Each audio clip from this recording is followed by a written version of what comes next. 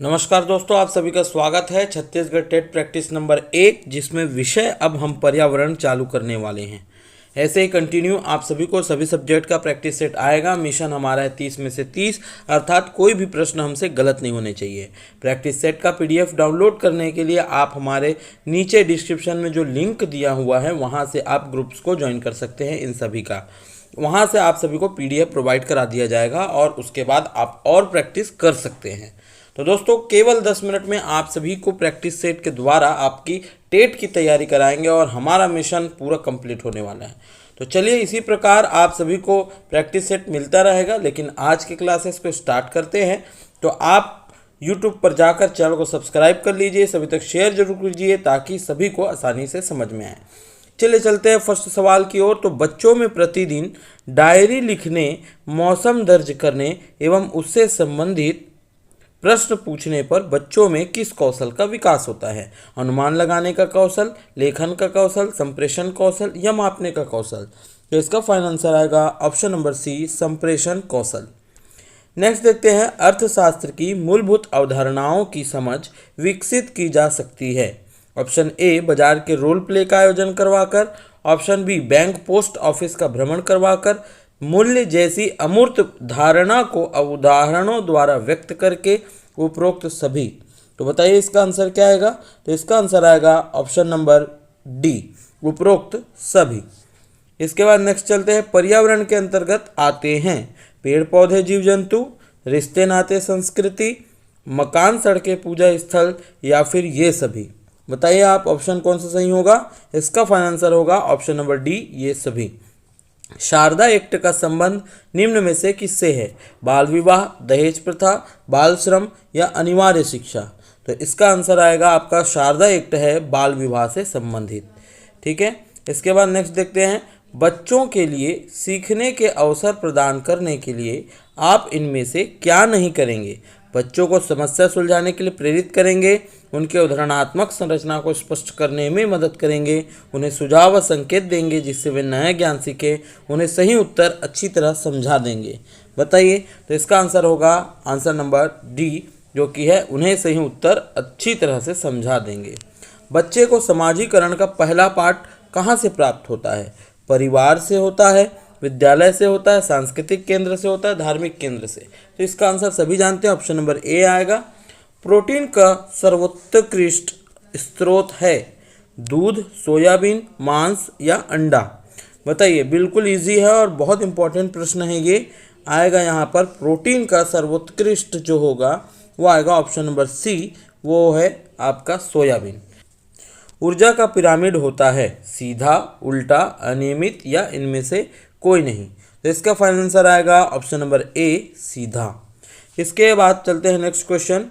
तो प्रकृति में ऑक्सीजन का प्रमुख स्रोत है समुद्री जल, वर्षा जल, पर्यावरण या हरे पौधे? तो इसका फाइनल आंसर आएगा हरे पौधे। नेक्स्ट चलते हैं, दूसरों तक शेयर जरूर कीजिएगा। ये व्हाट्सअप नंबर है हमारा, यहाँ पर से आप ग्रुप को ज्वाइन भी कर सकते हैं वहाँ जाकर, या फिर आप हमें मैसेज भी कर सकते हैं। छात्रों के लिए सीखने के प्रमुख संसाधन हैं विभिन्न क्रियाओं हेतु सामग्री संकलन, ग्रंथालय, सर्वे एवं प्रोजेक्ट निर्माण? उपरोक्त सभी। इसका फाइनल आंसर आएगा ऑप्शन नंबर डी, उपरोक्त सभी। धूम्रपान से होने वाला प्रमुख रोग कौन सा है? धूम्रपान से होने वाला प्रमुख रोग कौन सा है? तपेदिक, कैंसर, अल्सर या अनिद्रा? तो इसका फाइनल आंसर आएगा आपका कैंसर। ठीक है। इसके बाद नेक्स्ट चलते हैं, वायुमंडल में नाइट्रोजन गैस की प्रतिशत मात्रा होती है 20.95, 78.09 और 0.03? कौन सा आंसर आएगा बताइए? Option number B, 78.09। नेक्स्ट चलते हैं, विटामिन ए की कमी से होने वाला रोग कौन सा है? रिकेट्स, रतौंधी, स्कर्वी या क्वाशियोरकर? तो इसका फाइनल आंसर आएगा रतौंधी। इसके बाद नेक्स्ट चलते हैं, विश्रामावस्था में स्वस्थ व्यक्ति की हृदय प्रति मिनट धड़कन होती है 72, 70, 75 या 80? विश्राम अवस्था की बात हो रही है यहाँ पर। ठीक है, विश्राम अवस्था में तो यहाँ पर चलती है ये 72 बार, अर्थात ऑप्शन नंबर ए। प्राकृतिक एवं सांस्कृतिक पर्यावरण के बीच अंतःक्रिया का उदाहरण है वनों की कटाई, शिकार, निर्माण कार्य, ये सभी?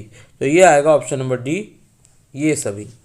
पर्यावरण अध्ययन की कक्षा में विद्यार्थियों में खोज से संबंधित दक्षताओं का विकास करने हेतु एक शिक्षक निम्न में से किसका चुनाव करेगा? पाठ्य वस्तु को निर्धारित समय में पूरा करेगा, ऐसी पाठ्य वस्तु जिसे अधिकांश विद्यार्थी पसंद करें, ऐसी पाठ्य वस्तु जो विद्यार्थियों के लिए महत्वपूर्ण हो, ऐसी पाठ्य वस्तु जो विद्यार्थियों के दैनिक जीवन से जुड़ी हुई हो। इसका आंसर आएगा ऑप्शन नंबर डी। नेक्स्ट चलते हैं, विद्यालयन शिक्षा में सही शिक्षक छात्र का अनुपात क्या है? 1:30, 1:40, 1:50 या फिर 1:60। तो इसका फाइनल आंसर आएगा 1:30, मतलब एक शिक्षक होने चाहिए 30 बच्चों के लिए। मौसम के दृष्टिकोण से उष्णकटिबंधीय प्रदेश का प्रमुख लक्षण है वर्ष भर गर्मी रहना, ठंड में अधिक ठंड, गर्मी में हल्की गर्मी, साल भर अधिक ठंड या ठंड में कम ठंडी एवं गर्मी में हल्की गर्मी। तो बताइए 138 नंबर का आंसर क्या होगा? वर्ष भर गर्मी रहना उष्णकटिबंधीय प्रदेश का प्रमुख लक्षण है। पर्यावरण की पाठ्य चर्चा में शामिल होना चाहिए बच्चों के अनुभव, स्कूल का वातावरण, उपयुक्त पाठ्यक्रम या फिर ये सभी। बताइए इसका आंसर क्या आएगा? ऑप्शन नंबर डी, ये सभी आएगा। दिन और रात होने का प्रमुख कारण क्या है? सूर्य का अपनी धुरी पर घूमना, चंद्रमा का अपनी धुरी पर घूमना, पृथ्वी का अपनी धुरी पर घूमना या फिर उपरोक्त सभी। तो इसका फाइनल आंसर होगा पृथ्वी का अपने धुरी पर घूमना। इससे होता है दिन और रात। नेक्स्ट चलते हैं, अभी यहाँ पर बच्चों के सीखने के तरीकों पर सबसे पहले अध्ययन करने वाले व्यक्ति कौन थे? जीन पियाजे, एलन वाइगोत्स्की, जीन पियाजे और ब्रूनर, एलन वाइगोत्स्की और ब्रूनर और स्पीरमैन। ये बहुत कंफ्यूजन वाला क्वेश्चन है, ध्यान रखिएगा। इसका फाइनल आंसर आएगा ऑप्शन नंबर ए। प्राकृतिक पर्यावरण के प्रमुख घटक हैं सभी जीव, भूआकृतिक कारक, जलवायुवीय कारक या फिर ये सभी। तो इसका फाइनल आंसर आएगा ये सभी। नेक्स्ट देखते हैं, पर्यावरण अध्ययन की कक्षा में बच्चों के अनुभवों को महत्व देना चाहिए। बच्चों को अपनी बात बताने में आनंद आता है, इससे बच्चों का अदाई कौशल परिमार्जित होता है, अभिव्यक्ति के कौशल का विकास होता है, विषय को बच्चों के अनुभवों से जोड़ने पर सीखने की प्रक्रिया को बढ़ावा मिलता है। इसमें क्या आएगा? Option number D. नेक्स्ट चलते हैं हम लोग, हमारे शरीर के किस अंग के द्वारा अमोनिया को यूरिया में बदला जाता है? यकृत, वृक्क, फेफड़े या फिर हृदय। तो अमोनिया को यूरिया में बदला जाता है, कहाँ से बदला जाता है? ये ऑप्शन नंबर ए, यकृत आएगा। ठीक है, इसके बाद नेक्स्ट चलते हैं, एक पोषण स्तर से दूसरे पोषण स्तर पर ऊर्जा का कितना भाग स्थानांतरित होता है? 25%, 30%, 50% या फिर 10%। तो इसका आंसर आएगा ऑप्शन नंबर डी, 10%।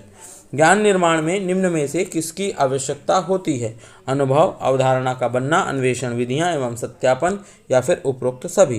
तो इसका फाइनल आंसर आएगा ऑप्शन नंबर डी, उपरोक्त सभी। निम्न में से कौन वायुमंडल की स्वतंत्र नाइट्रोजन का स्थिरीकरण करता है? नीलिहरी शैवाल, प्रोटोजोआ, कवक या फिर वायरस। तो इसका फाइनल आंसर आएगा आपका ऑप्शन नंबर ए, नीलिहरी शैवाल। इसके बाद नेक्स्ट चलते हैं, सामाजिक बुराइयों का उदाहरण है बाल विवाह, दहेज, बाल श्रम और ये सभी। तो सबको पता है, इसका आंसर आएगा ये सभी। पर्यावरण अध्ययन की कक्षा होनी चाहिए गतिविधि आधारित, पाठ्यपुस्तक पर आधारित, पाठ्यपुस्तक में दी गई गतिविधियों पर आधारित या फिर उपरोक्त सभी। इसका फाइनल आंसर क्या आएगा?